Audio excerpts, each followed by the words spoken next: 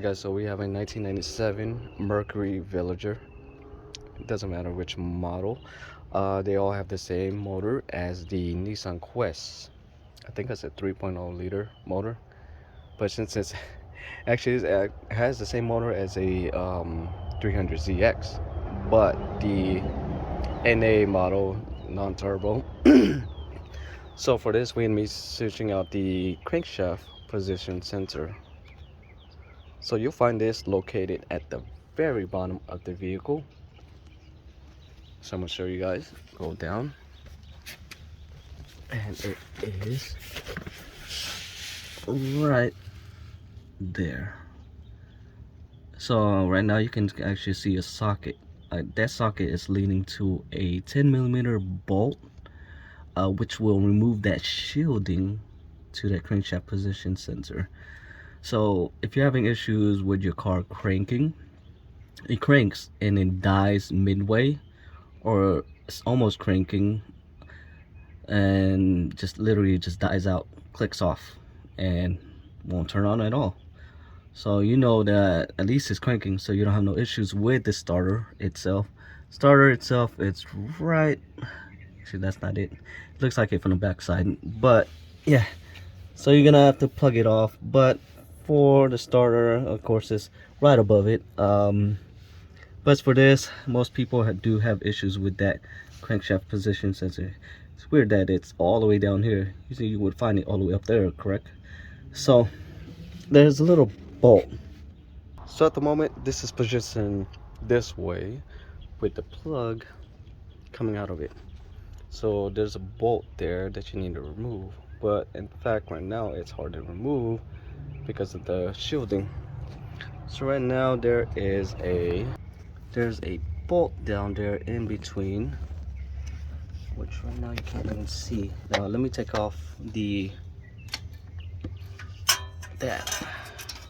wrench socket, and you'll be able to see a bolt which is right down there. You see that little bolt there with the star bit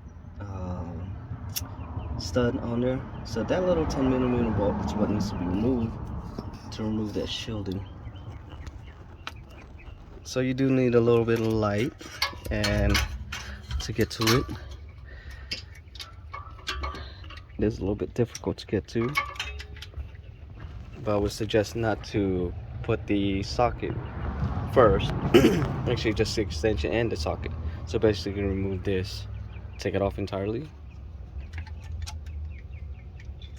until you can position this extension. So right now what I'm gonna do is position it. Right now it's positioned correctly. So I'm gonna apply the ratchet on.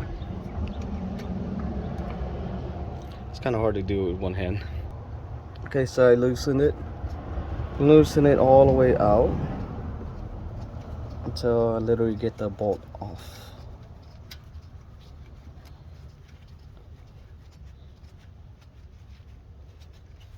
So it is a little bit difficult. Let's fast forward this. You know what? I think I found the culprit. I did find a little bolt that seemed to might have fallen out. So when I'm going back in here, okay. So I'm not sure if you guys can see this. It's loose. You can see where it's at. It's loose. I know. So I'll show you guys how loose, what I mean by exactly how loose it is. Okay, so it is kind of hard to work. Okay. So basically this is coming off. How loose this is. I could technically just take this off. I could just lift it out. See? It's liftable, which shouldn't be. So meaning the bolt is missing. So basically, if I could just put the bolt back on, as you can see right there, there's no bolt. Looks like it's missing. Weird. Okay.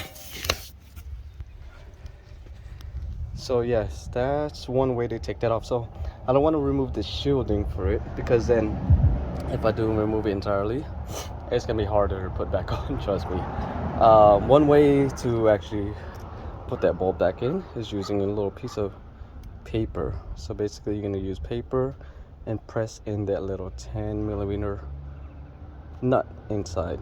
So once you press it in, it's basically gonna stick on as if it's magnetic. Technically it's not. So when you screw it in, tighten it, so basically it won't fall when you press it into here, and you try to guide it through.